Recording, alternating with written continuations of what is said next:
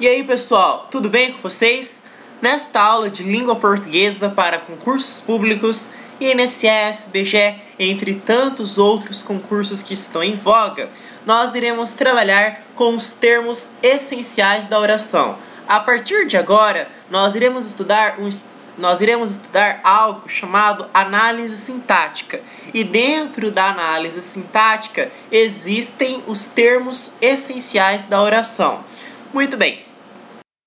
Pessoal, existe o sujeito. O sujeito é constituído por um substantivo ou pronome, ou por uma palavra ou expressão substantivada. Exemplos, para você entender melhor. Vamos observar o primeiro exemplo. Olha só, o sino era grande. Então a gente sabe que o sujeito, no caso, é o sino. E o núcleo do sujeito é sino, que é a parte mais importante. E nesse caso, o sujeito é constituído por um substantivo, porque sino é um substantivo. No outro, a gente tem o seguinte: ela tem uma educação fina. Então, o sujeito é ela. No caso em questão, ela é pronome. Então, por isso que ele fala que o sujeito pode ser um substantivo ou pronome. No primeiro caso, o sino era grande, sino é substantivo. No segundo caso, ela tem uma educação fina, ela é pronome. Ou ainda, por uma expressão substantivada, tá? O próximo, Vossa Excelência agiu com imparcialidade. Pronome de tratamento, né? Vossa Excelência. O ela é pronome pessoal. Vossa Excelência é um pronome de tratamento. Agiu com imparcialidade. Isto não me agrada. Isto é um pronome, né? Isto não me agrada. Morrer pela pátria é glorioso. No caso, morrer pela pátria, o ato de você morrer pela pátria é glorioso. Olha um trecho do Érico Veríssimo. Ouvia-se o matraquear de máquinas de escrever. Então, ouvia-se o matraquear de máquinas de escrever. Tudo bem? Então, aí a gente tem o sujeito e o predicado, tá? Bom. O núcleo, isto é, palavra base do sujeito, é, pois, um substantivo ou pronome. Em torno do núcleo podem aparecer palavras secundárias, artigos, adjetivos, locuções adjetivas, etc, etc, etc, etc. Tá? Exemplo, todos os ligeiros rumores da mata tinham uma voz para a selvagem filha do sertão. Então, nós temos daí, ó, todos os ligeiros rumores da mata. Todos, no caso, é uma palavra secundária, né? Ligeiro é um adjetivo. Rumores da mata. Rumores, então, é o sujeito. Né? Da mata é uma locução adjetiva, né? Que eu tô fazendo aqui, observando, fazendo análise. Tinham uma voz para a selvagem filha do sertão. Aí, no caso, é o predicado, tá? Bom, aí, pessoal, o sujeito, ele pode ser sujeito simples. Quando que é simples? Quando tem um só núcleo. Por exemplo, para você entender melhor, as rosas têm espinhos. Então, rosas é o único núcleo que nós temos. No caso, as, não é, né? Então, o núcleo mesmo, o sujeito, é rosas. Próximo, um bando de galinhas da Angola atravessa a rua em fila indiana. Então, sujeito simples é bando de galinhas da Angola. Tudo bem? Um trecho do Antônio Olavo Pereira. O sujeito ele pode ser composto quando tem mais de um núcleo. Por exemplo, burro, cavalo, né? Porque o núcleo mesmo é burro e o outro núcleo é cavalo. Nadavam ao lado da canoa. Um trecho de Herberto Salles. O burro e o cavalo nadavam ao lado da canoa. Sujeito expresso. Sujeito expresso, pessoal, é a mesma coisa que sujeito determinado. Isso aqui não tem mistério. É uma outra classificação. Então, na verdade, o sujeito ele pode ter várias classificações. Uma delas é ser sujeito simples ou composto. Simples quando tem apenas um núcleo. Composto quando tem mais de um núcleo. E aqui vem uma outra classificação, uma outra ramificação, que é a do sujeito ser expresso, aí do sujeito ser oculto, tem várias outras, tá? Mas sujeito expresso por hora é quando está explícito, está determinado, está enunciado. Por exemplo, eu viajarei amanhã. Né? Então, quem é o sujeito? Eu viajarei amanhã. Tá? Então, esse é o sujeito expresso.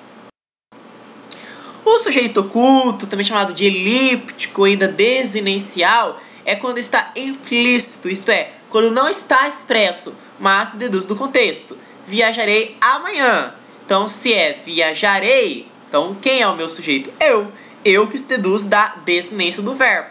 Então, aqui nós temos um sujeito oculto. Veja um trecho do Érico Veríssimo.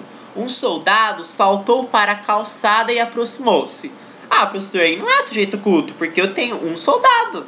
Sim, nessa primeira parte, sim, um soldado saltou para a calçada. Só que, em sequência, quando ele fala e aproximou-se, aí quem é o meu sujeito? O soldado. Então, ele omitiu, tornou oculto. Então, a desinência do sujeito soldado na segunda parte. Na primeira parte, tudo bem, o soldado saltou, mas ali ele omitiu, ele esqueceu de falar. E o soldado aproximou-se, entende? Então tá, crianças, guardem os brinquedos. Tá? Sujeito oculto. Criança, guardem os brinquedos, porque crianças não é o sujeito. Crianças é o vocativo. Então, guardem vocês os brinquedos. Então, eu tenho aí o sujeito oculto, tá? Bom, o sujeito agente. Agente se faz da ação expressa pelo verbo da voz ativa. Por exemplo, o Nilo fertiliza o Egito. Então, por isso que ele é o agente. Ah, mas aí não é sujeito simples? Sim.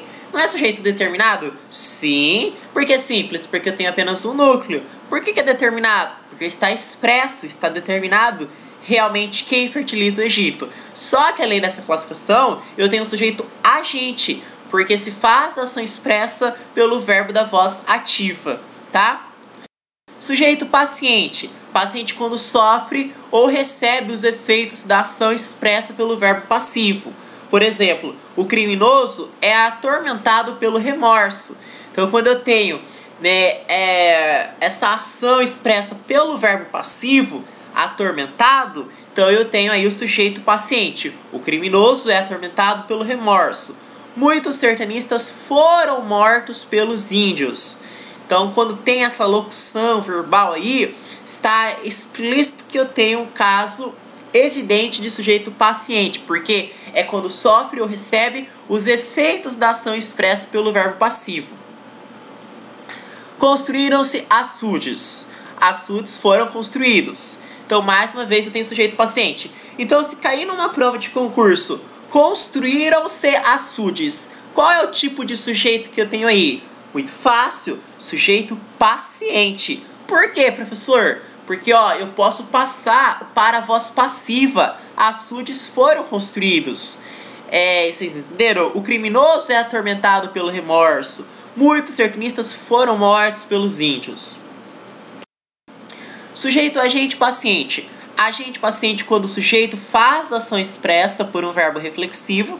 Então, olha a característica marca importante, é justamente a presença desse verbo reflexivo. E ele mesmo sofre ou recebe os efeitos dessa ação. O exemplo clássico que toda a gramática traz. O operário feriu-se durante o trabalho. Regina trancou-se no quarto. Então, são exemplos de sujeito, agente, paciente, porque faz ação, recebe, tudo bem? Sujeito indeterminado. Pessoal, isso aqui sempre confunde os alunos. Indeterminado é quando não se indica o agente da ação verbal. Por exemplo, quando eu falo assim pra vocês, atropelaram uma senhora na esquina. Aí você tem que fazer a seguinte pergunta: quem atropelou a senhora? Então não se diz, não se sabe quem atropelou. Então é um sujeito indeterminado. Come-se bem naquele restaurante. Não existe um sujeito determinado. Não confundir sujeito indeterminado com sujeito oculto.